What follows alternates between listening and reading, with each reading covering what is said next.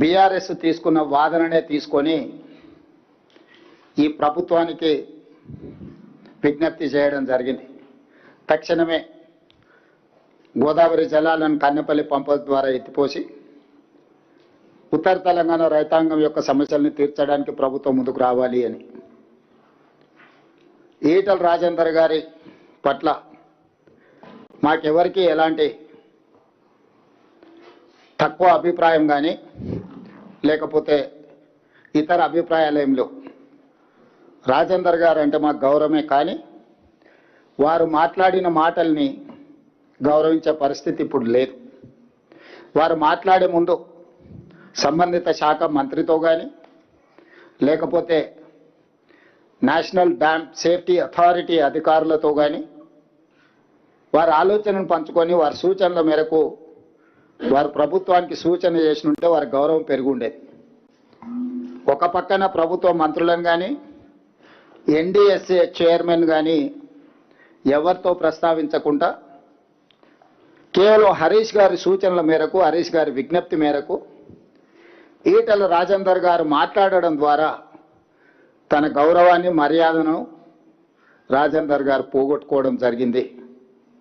ఏది ఏమైనా ఒక పక్కన కొంతమంది రిటైర్డ్ ఇంజనీర్లు తెలంగాణ వాదుల ముసుగులో బీజేపీ, బీఆర్ఎస్ ఈ ప్రభుత్వాన్ని తప్పు చేస్తున్నట్టుగా ప్రజల ముందు నిలబెట్టడానికి చేస్తున్న ప్రయత్నం నేపథ్యంలో ఈ పత్రికా సమావేశాన్ని ఏర్పాటు చేసి పూర్తి వివరాలను ప్రజలకు మేము వివరించదలుచుకున్నాం.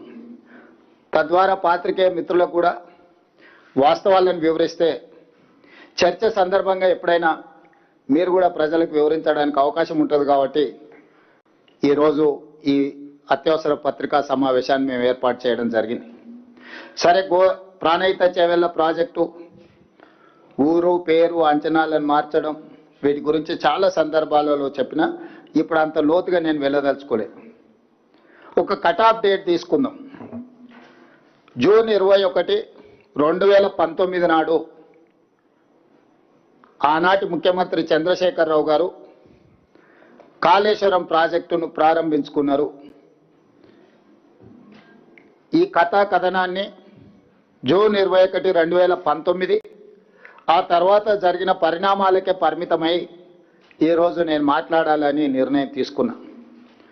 ఆనాడు మేడిగడ్డ, అన్నారం, సుందిల్ల, కన్నెపల్లి దగ్గర లక్ష్మి, సరస్వతి, పార్వతి పంపోజులు వీటి ప్రారంభోత్సవం చేసిన తర్వాత 18/5/2020 నాడు మేడిగడ్డ బ్యారేజ్ నిర్మాణంలో లోపాలు ఉన్నాయి, తక్షణమే ఈ లోపాలను సరిదిద్దండి, దీనివల్ల బ్యారేజ్కే ప్రమాదం ఉన్నది అని ఎగ్జిక్యూటివ్ ఇంజనీర్ బివి రమణారెడ్డి గారు ఆనాడు ప్రభుత్వం ఉన్నప్పుడే లేఖ రాయడం జరిగింది. స్పష్టంగా B V Ramana Reddy, executive engineer, Kaleshwaram project, the project manager L and T and PAS joint venture Medigadda barrage మీద 18/5/2020 నాడు స్పష్టంగా in view of the forthcoming monsoons the agency messrs L and T and PAS joint venture is requested to attend to the damages accord to the CC blocks, wearing coat etcetera and to it that they are well ordered at earliest. స్పష్టంగా project ప్రారంభించిన 11 నెలల లోపలనే Medigadda barrage నిర్మాణంలో లోపాలు ఉన్నాయి, రాబోయే వర్షాకాలం కంటే ముందే మే నెలలో లెటర్ రాసిన, జూన్ జూలైలో వర్షాలు ప్రారంభం అవుతున్నాయి, మీరు తక్షణమే ఇందులో ఉన్న లోపాలను సవరించడం ద్వారా రాబోయే వర్షాకాలంలో ఈ ఎత్తిపోతల పథకాన్ని మనం సరైన విధంగా వినియోగించుకోవచ్చని. అంటే చంద్రశేఖరరావు గారు సాగునీటి పారుదల శాఖ మంత్రిగా ఉన్నప్పుడే ప్రాజెక్టు ప్రారంభించిన 11 నెలల లోపలనే మేడిగడ్డ బ్యారేజ్లో లోపాలు ఉన్నాయని బయటపడడం, ఆ లోపాలను సరిదిద్దండి అని ఎగ్జిక్యూటివ్ ఇంజనీర్ సంబంధిత ఏజెన్సీలకు లేఖ రాయడం, నిర్లక్ష్యం వహించడం వల్ల అది పెరిగి పెద్దదై చివరికి మేడిగడ్డ బ్యారేజ్ కుప్పగూలే పరిస్థితి వచ్చింది. ఇది మొదటి సంఘటన.